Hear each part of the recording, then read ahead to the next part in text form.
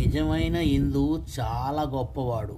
ఎందుకంటవేమో, నిజమైన హిందువు ఏ మతాన్ని కూడా తప్పుగా ఏలెత్తి చూపించకూడదు. ఎందుకంటవేమో, పొడిసేటు ఎద్దుని, కరిసేటు పాముని, చెట్టును, శామని, ఆఖరికి తేలును కూడా ప్రేమించగల గొప్ప వ్యక్తి నిజమైన హిందువు. కరిసేటు పాముకు చేతులెత్తి మొక్కుతూ, పొడిసేటు ఎద్దుకు చేతులెత్తి మొక్కుతూ, చెట్టుని, చామను కూడా ప్రేమగా చూసే గొప్ప మనసు నిజమైన హిందువుది. అందుకని ఏ మతాన్ని కూడా మనం వేలెత్తి చూపించకూడదు, తప్పుగా అనకూడదు. ఎవరి మతం వాళ్ళదే, ఎవరిష్టం వాళ్ళదే. మనం అందరం భారతీయులు అన్న విషయం మర్చిపోకూడదు. పొడిసేటి ఎత్తుని ప్రేమించే అంత గొప్ప మనసున్నవాడి ఎదుటోడిని ఏలెత్తి చూపెట్టం ఎందుకు? కరిసేటి పామన్న సంగతి తెలిసి కూడా నువ్వు చేతులెత్తి మొక్కుతావు. నీ మనసు చాలా గొప్పది కాబట్టి కరిసేటి పాముని, పొడిసేటి ఎద్దు